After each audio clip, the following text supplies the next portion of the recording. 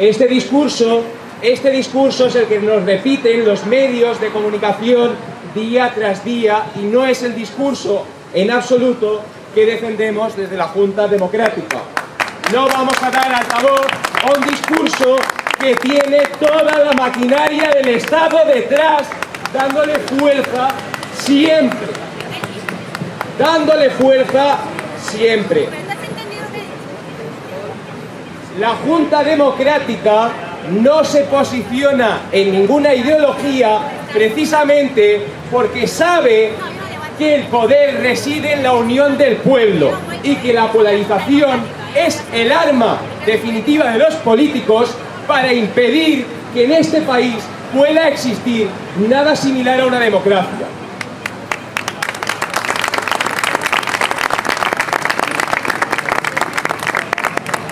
Y es por ese motivo que estamos hoy aquí, para explicar por qué este país no puede considerarse en ningún sentido, ningún sentido, una democracia. Este país es claramente una oligarquía. Y la única diferencia que existe entre este país y una dictadura es, sobre todo, y muy importante, su revestimiento pacífico, su aura falsa de apariencia de democracia. Porque ese circo que tenemos ahí, es el circo que sostiene esta farsa. Y si ese circo cae, caerá este sistema. Y esto es lo que defendemos aquí. ¿Cómo lo vas a hacer caer? Gracioso. Y a mí no me insultas. Yo a usted no le he insultado en ningún momento.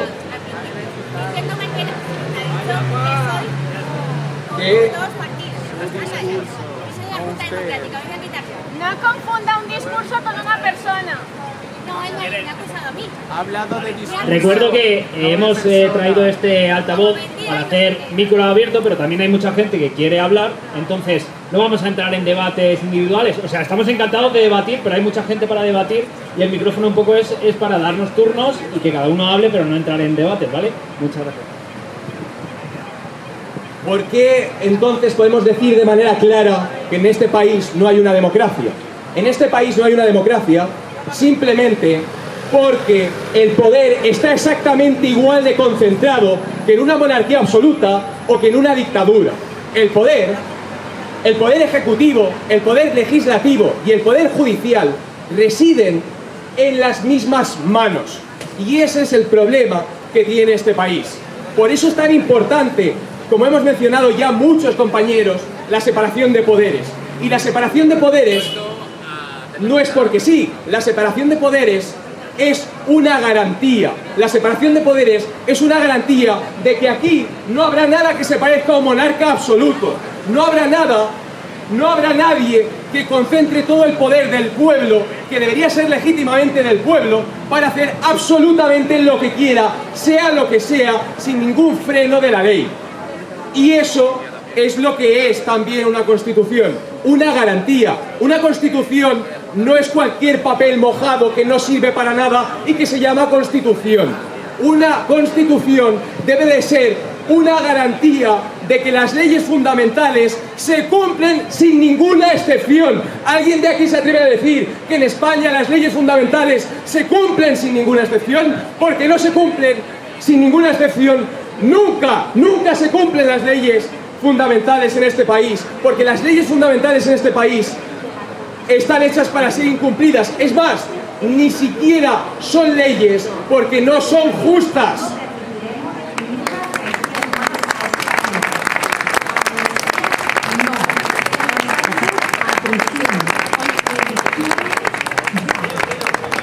Y esta es la polarización y la crispación que en el fondo solo hace discutir amigos, familiares y gente que podría quererse, unirse y defender algo justo o simplemente convivir feliz y pacíficamente.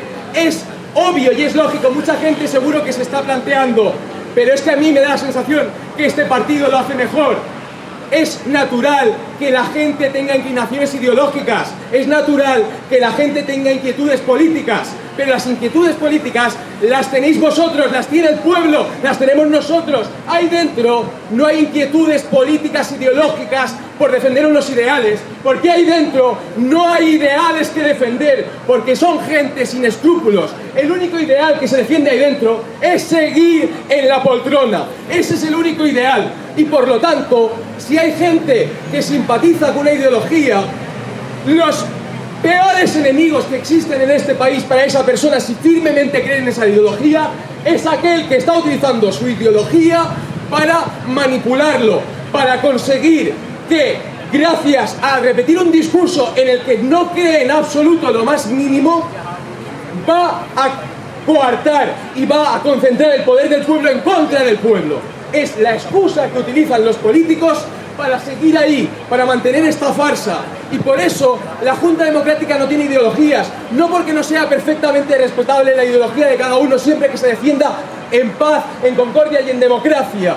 No, no tiene ideologías la Junta porque tiene cabida todo el mundo que sea demócrata.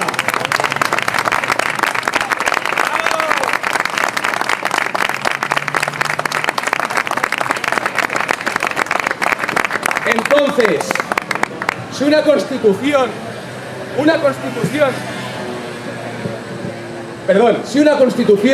debe dar garantías,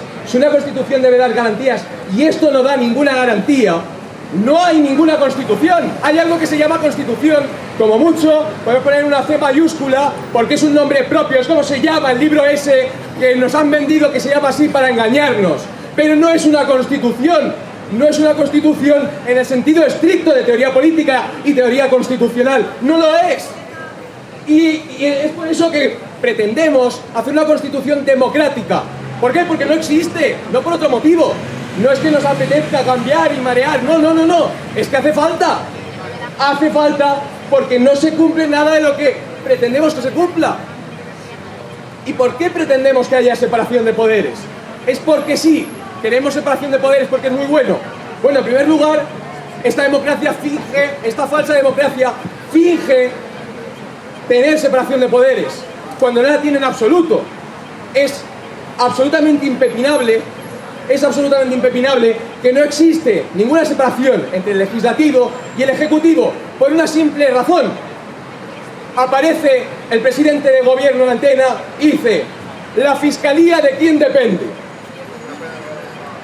El Poder Judicial lo tiene entonces el presidente del gobierno, pero ojo, abajo, donde pone presidente del gobierno, también podría haber puesto diputado, porque si entramos en la página web de diputados del Congreso, encontramos al presidente del gobierno siendo diputado al mismo tiempo. No solo es que controle a sus diputados, no solo eso, sino que además es un diputado y tiene la poca vergüenza de... Cualquier presidente de España tiene la poca vergüenza de salir y decir: hemos hecho una ley.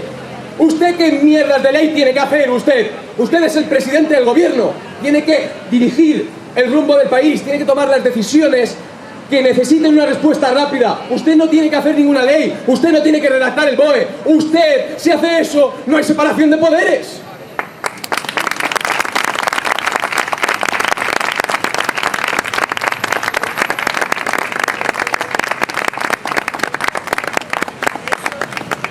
Pero aquí en España a los medios les interesa mucho confundir la separación de poderes con la independencia judicial, centrarse en el poder judicial y no en la diferencia entre quien hace las leyes y quien gobierna el país. No interesa porque es el punto crucial de la farsa, porque si se soluciona ese punto, se soluciona la gran mayoría del problema. Pero sin embargo, tienen la poca vergüenza de hacer hincapié en la independencia judicial, cuando es evidente que tampoco la hay. La Fiscalía depende del Estado, pero es que además todo el mundo sabe que los jueces los eligen los partidos, lo sabe todo el mundo. Y la gente se pelea porque debería de tenerlos este partido y no el otro. ¿Qué coño? No tiene que tenerlos nadie. No tiene que tenerlos nadie, los jueces no se tienen que tener, que eso de tener los jueces. ¿Nos suena un poco raro? ¿Nos suena un poco perverso? ¿Nos suena un poco turbio? Suena falso. Suena estafa.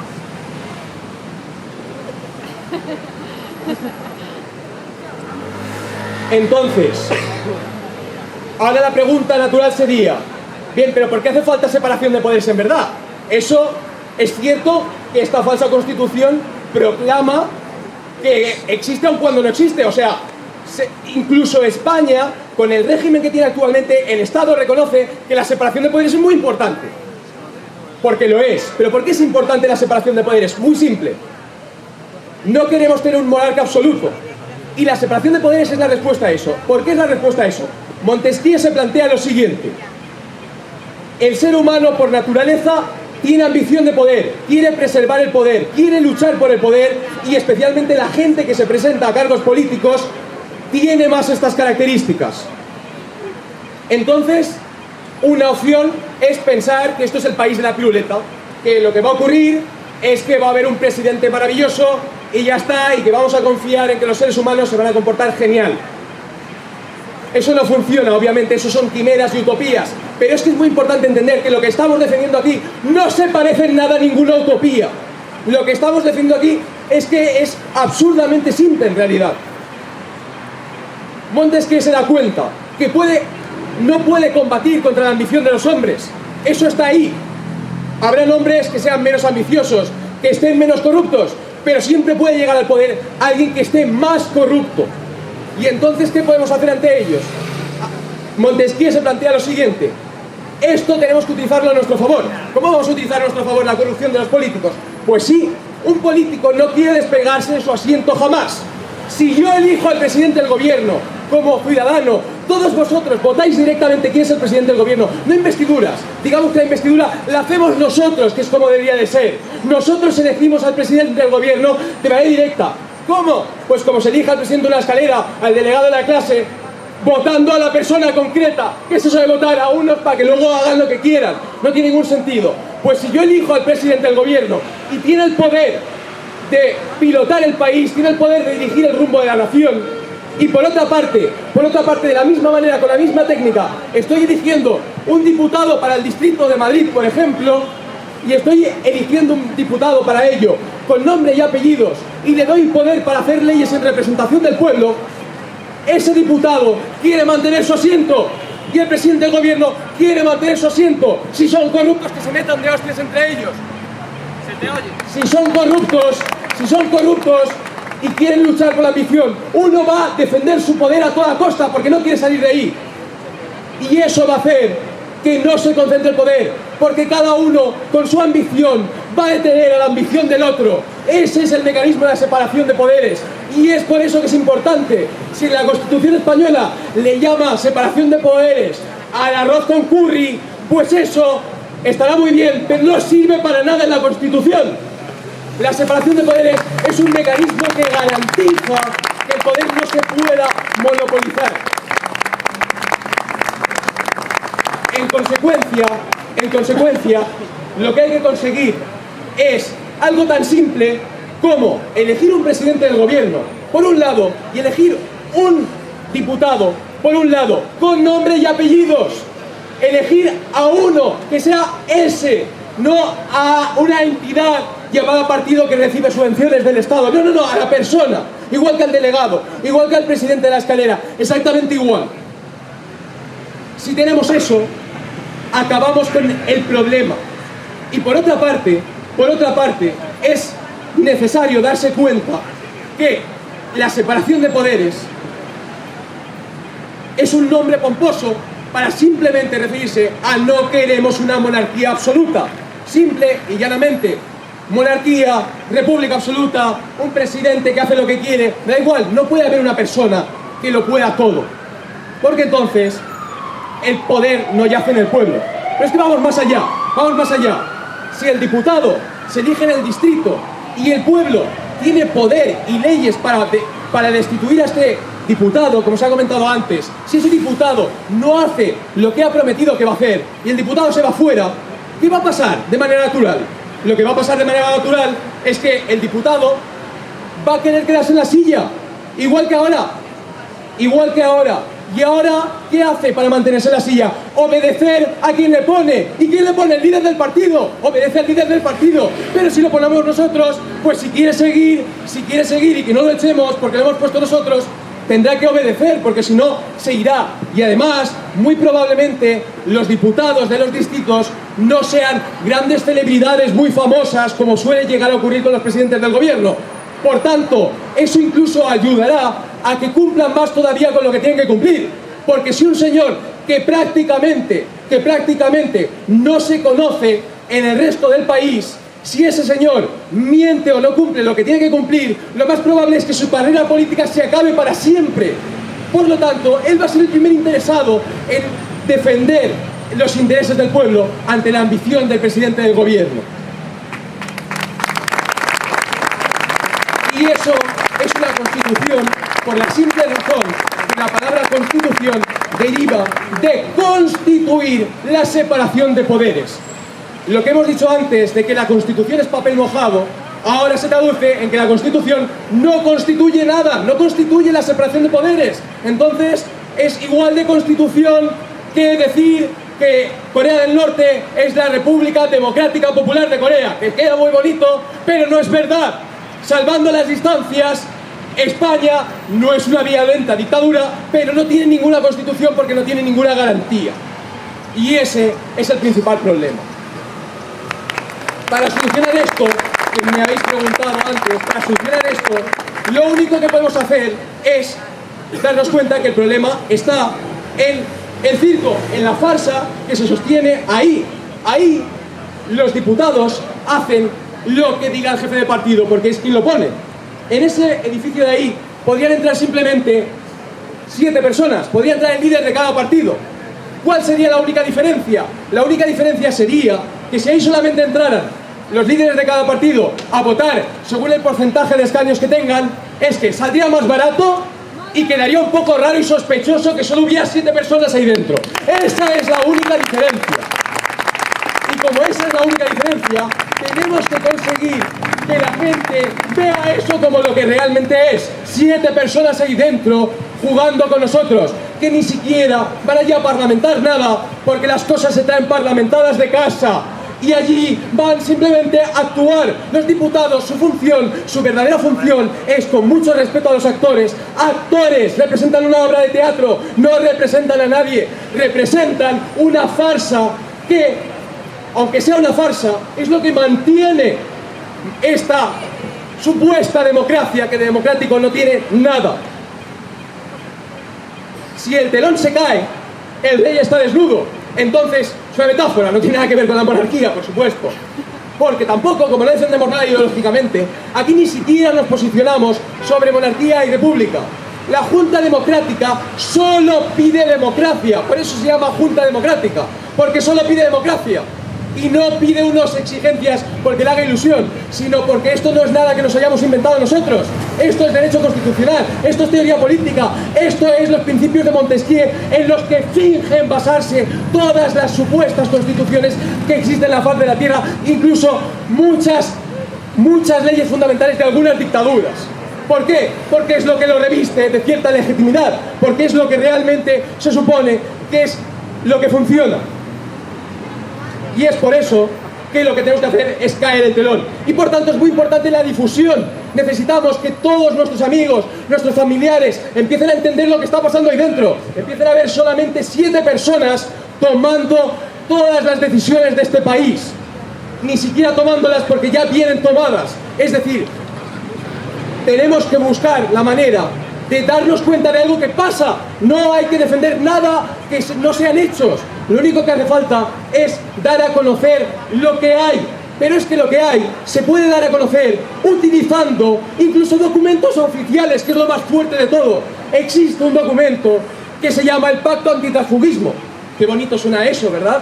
Pacto Antitransfugismo. Es una cosa maravillosa que va a evitar la corrupción, parece, ¿no? El Pacto Antitransfugismo no es ni siquiera una ley. El Pacto Antitransfugismo es un pacto de espaldas a la ley, un pacto entre todos los partidos, todos han escrito y firmado eso, en el que los partidos de manera explícita dicen: los diputados deben de obedecer al líder del partido, sino todo lo que se pueda en contra de ellos. Y cada vez que se renueva y se mejora ese pacto, todo lo que se pueda es más. Por ejemplo, se les dejará sin dinero. se les dejará sin participar en las reuniones internas que se haga.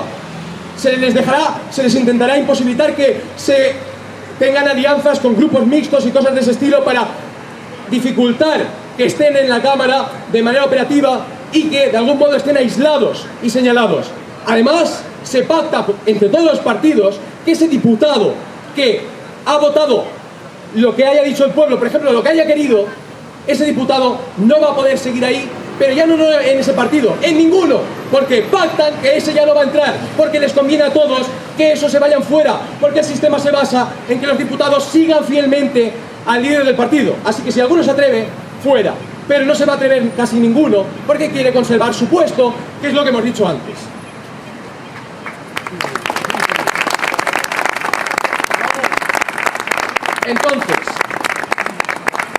Entonces, si ese pacto antitransfugismo dice esto, ¿eso no sería anticonstitucional, en cierto modo?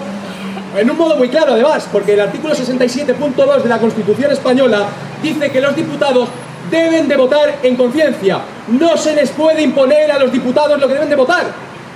Estamos acostumbradísimos, pero es que se hace de manera descarada. Antes se levantaban dedos, se decía abstención, levantando un dedo, o levantando 3 dedos, o a favor o en contra, levantando un dedo o 2. Hoy en día es que incluso es más descarado.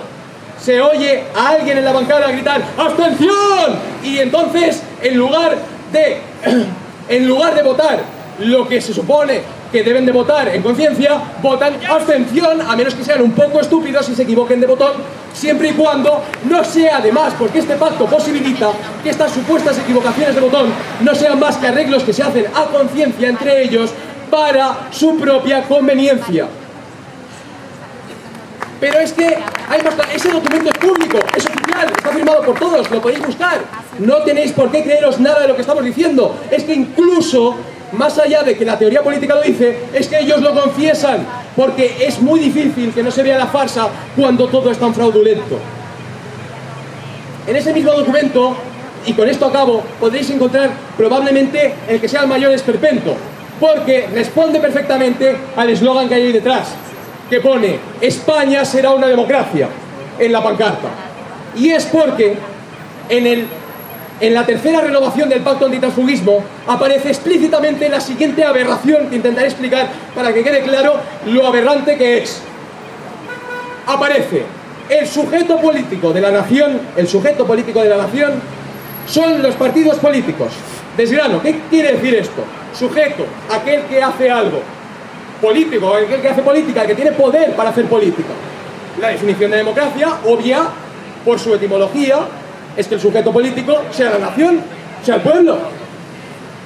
Los partidos políticos están diciendo explícitamente en ese documento que el sujeto político son los partidos. Ahí pone, traducido a nombre, España es una partidocracia y no es una democracia. Lo pone en un documento oficial. No hace falta hacer malabarismos para convencer a nadie, lo pone ahí. Solamente hay que vencer los egos y las diferencias ideológicas artificiales.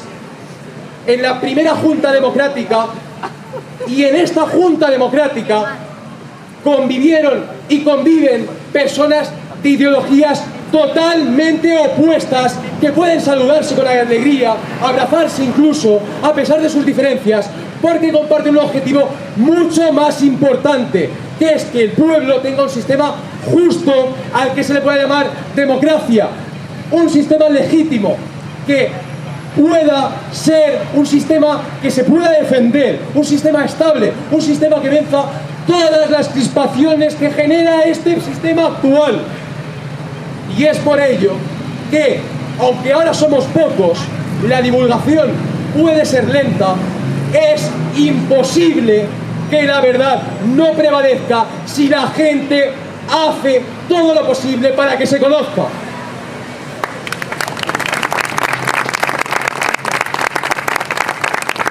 Probablemente, además esto no es una afirmación demagógica que haga yo ahora, probablemente todo el mundo o mucha gente le suene algo porque está muy relacionado con el mundo actual intercomunicado. Hay un teorema matemático que afirma que en una red de personas que se conocen. Por ejemplo, yo tengo mis conocidos, tú tienes tus conocidos, tú tienes tus conocidos, tú tienes tus conocidos. En una red de conocidos enlazados bastan 7 líneas de parentesco para trazar a todos.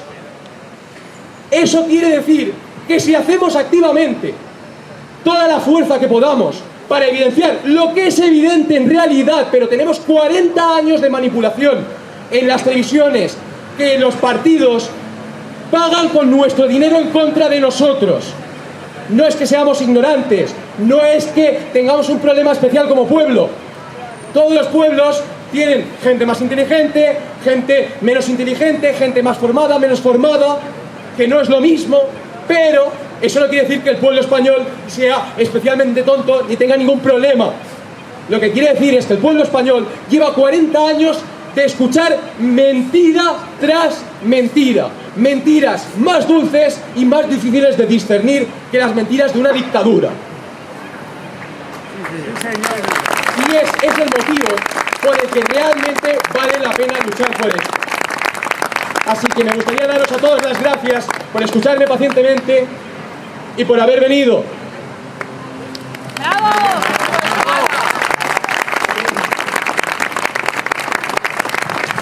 Bueno, vamos a ver. Digamos que se dice que somos una monarquía parlamentaria. Y también, efectivamente, tú me has dicho que existe América o no. Hay que acercarse más al micro. Acércate al micro. Y luego, por otra parte, ¿no? Pues efectivamente existe un artículo que se habla de la proporcionalidad. Yo realmente, cuando me leo ese artículo, digo, ¿por qué en el parágrafo anterior del mismo artículo se está empleando la palabra proporcionalidad para distribuir los diputados entre las diferentes provincias? Y cuando se llega ahí, el término proporcionalidad no se utiliza para hacer distritos proporcionales a los habitantes, es decir, que sean dentro de la provincia los mismos distritos, o sea, que los distritos tengan más o menos, sean proporcionales, tengan más o menos el mismo número de habitantes. Entonces, yo digo, realmente, si digamos nosotros entendemos eso bajo ese punto de vista, eso de decir que la proporcionalidad tiene que ser por partidos, se cae abajo. ¿Estás de acuerdo?